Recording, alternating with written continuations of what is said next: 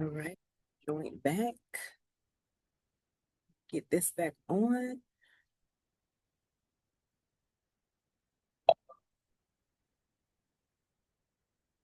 All right. All right, I turned the air on. Can you hear it? I cannot. Amen. All right, we're good. Yeah.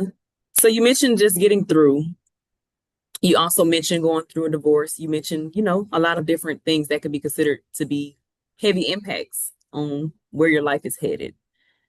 Would you say the same thing when it comes to marriage, as far as like just working through, or is that certain or other specific advice that you can advise when it comes to that type of disconnect from Give me a someone? little more color on that question. Help me out a little bit more there.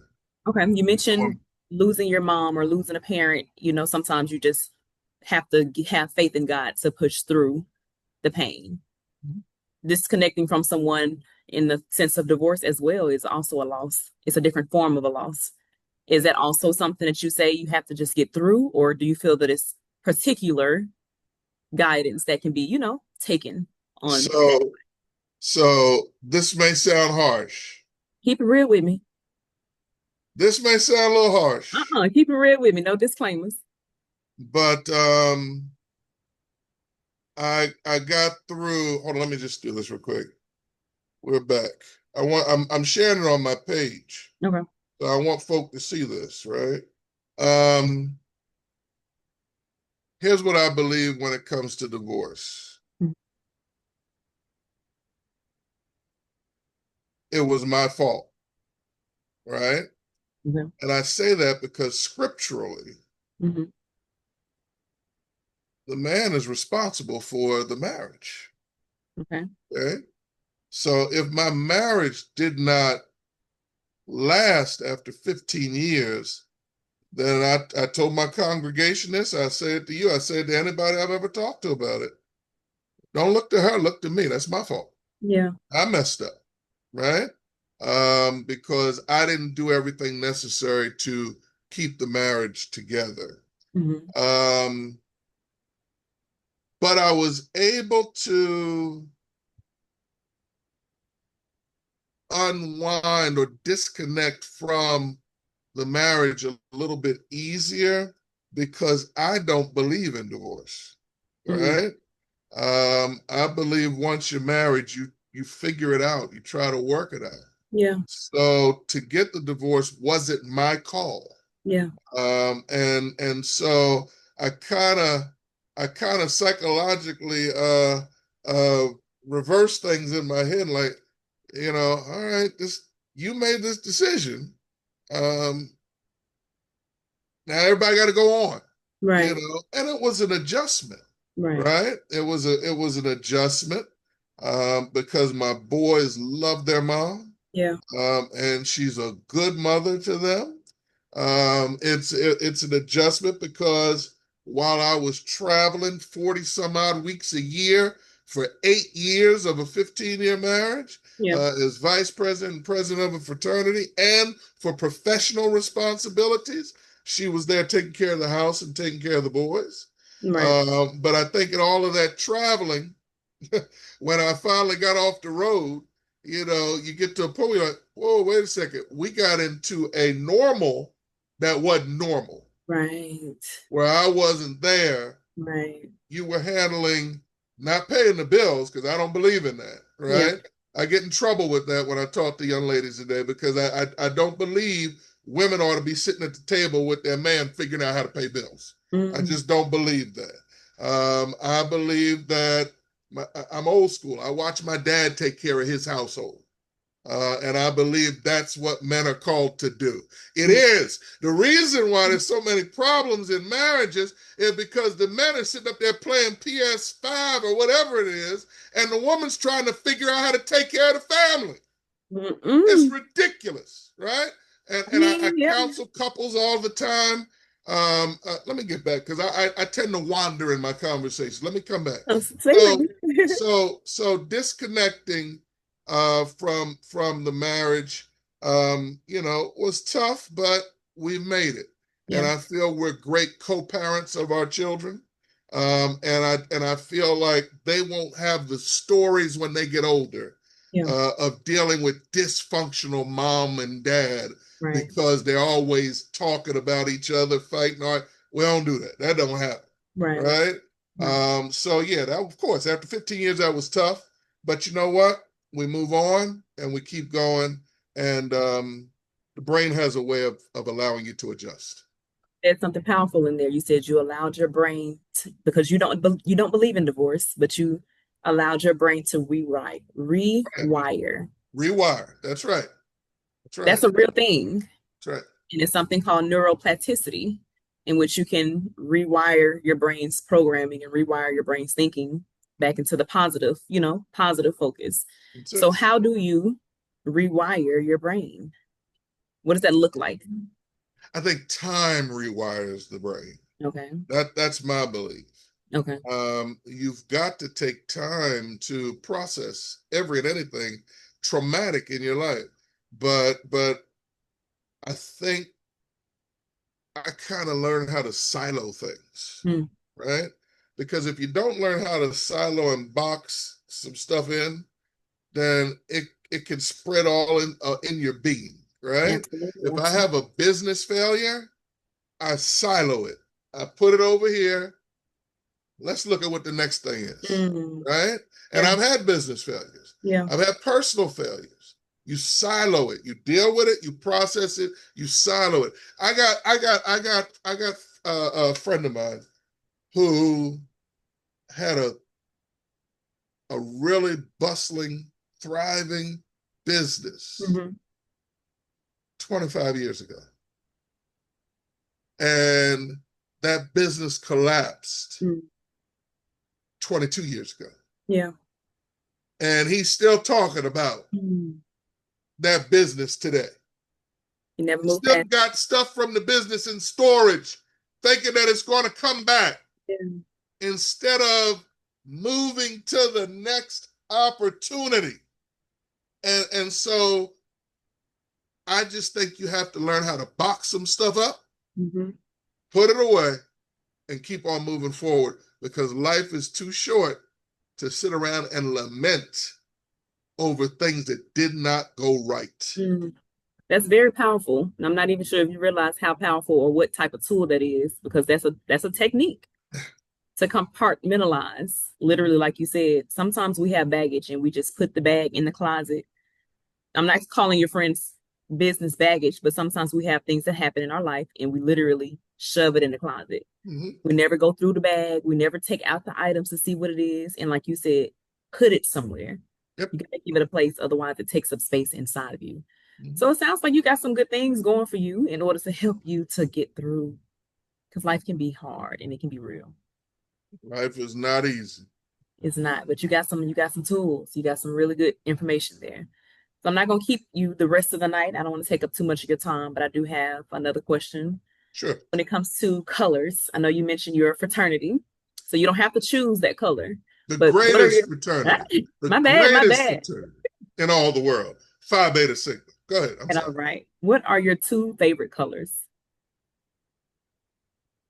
So here's the funny part. I think a couple months ago I probably would have said blue and white, right? Uh-huh. But you know what I realized? And this is no joke. I'm not even brag. I'm just telling you the truth. So I celebrated my 10th pastoral anniversary in May, and Congratulations. I had my tailor to make me three suits. One Mhm. was gray, one was a light blue, but the other was burgundy. And can I tell you something? The compliments I got on the burgundy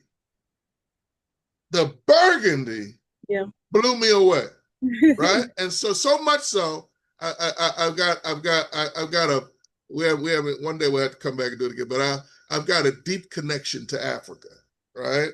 I've been to Ghana 14 times. Oh, wow. I've got two schools over there that we've adopted, both one named after my mother, one named after my father. Oh. Um, and and so the family that takes me around when I go to Ghana, um, they have a tailor that does dashikis. This is a dashiki that I'm wearing. Hmm.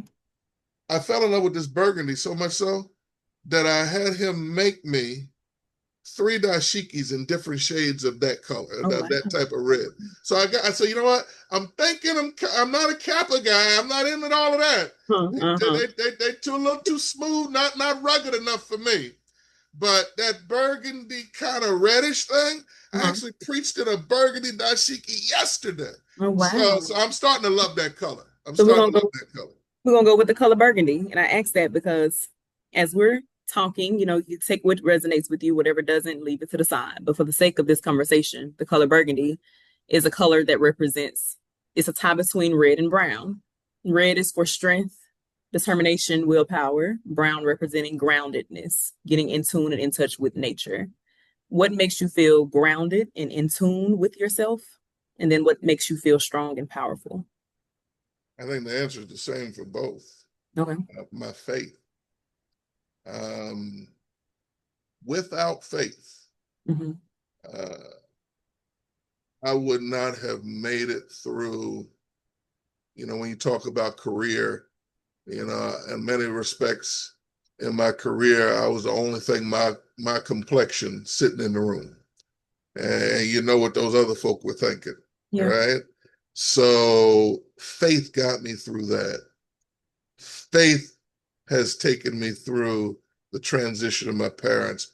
Faith has allowed me to raise my boys into good young men. Um, you can't ever take for granted good children. Yeah. And I've got two good young men. So I think the answer to your question for both of those questions, my faith keeps me grounded, but my faith also keeps me strong because that Holy Spirit that lives within me, Mm-hmm.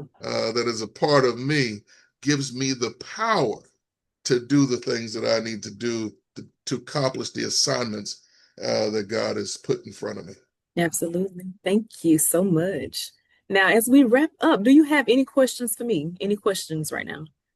Yeah, so I'm not going to necessarily say question.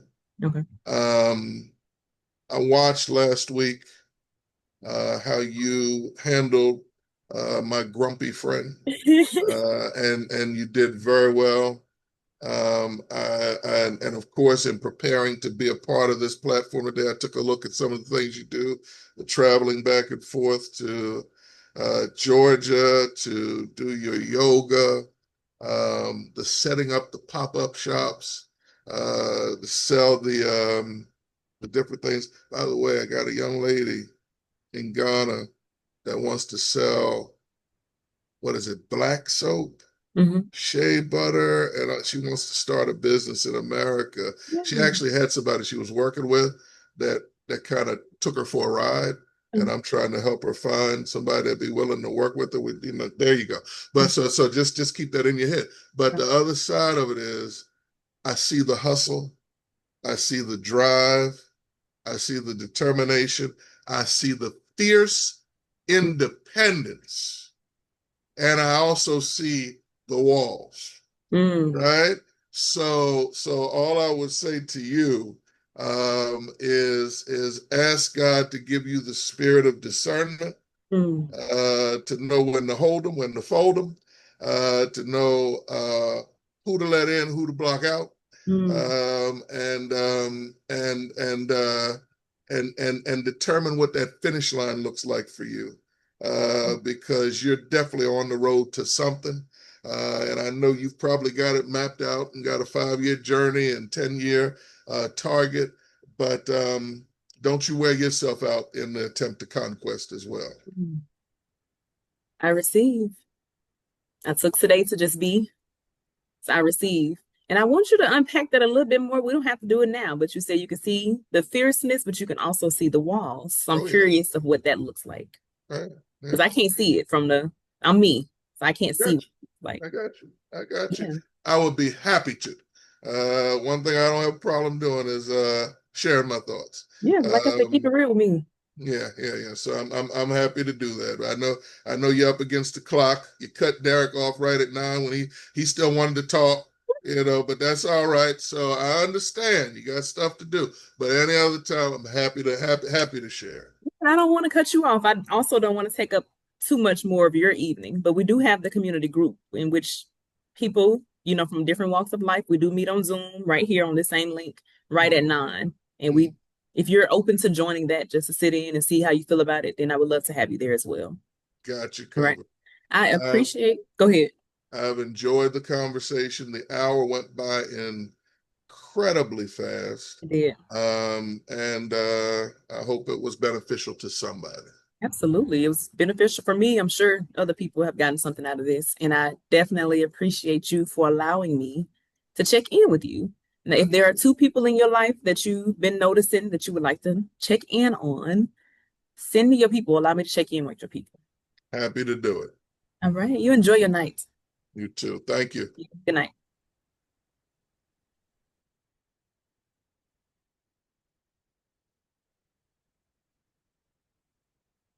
Mr. Mason, and it just clicked in to me right when I hit the end button.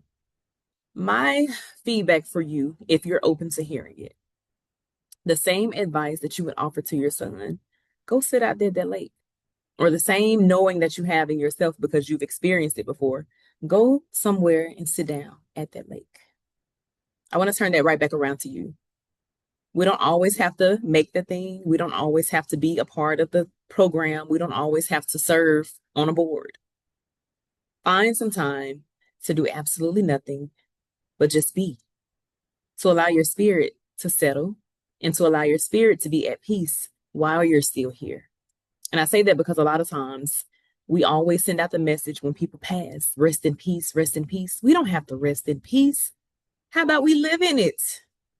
So take some time for yourself to pour back into yourself. Take some time to recognize that your check engine light may be coming on. It may be flashing, but we may choose to ignore it. Find some time to just be still, to pour back into yourself. And when I tell you the best way to model a behavior or the best way that children may learn is not by telling them things. You got to show them. So a lot of times we as children to our parents don't listen to the things that y'all are telling us to do because we don't see it being done. Now, I've also heard do what I say and not what I do. Me personally, when I was growing up, I'm the type of person and I was the type of child. I need to see you do it. It's difficult for me to listen to your guidance if I don't see you practice it. Now, I'm not saying that to you, that's to everyone, that's to everybody watching. So find some time to pour into yourself, find some time to literally sit still, get your oil change changed, get that check engine light turned off. But first, get the diagnostic done. You get the diagnostic on your vehicle, your physical being, by checking in with yourself to see what areas are needing to be compartmentalized, to see what areas of your life have been ignored and pushed to the side and just stored away as if they never happened. But thank y'all for tuning in. Don't allow anyone to steal your joy. If y'all have any questions for me, feedback, comments, or concerns, holler at me. If you know somebody that you'd like to check in on, send them my way.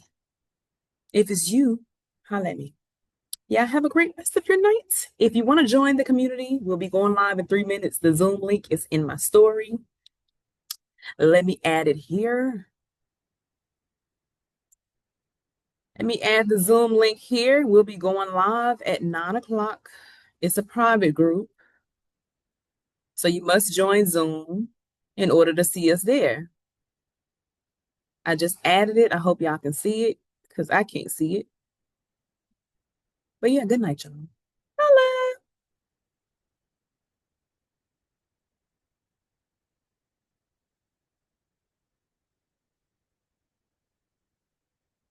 Good night, y'all.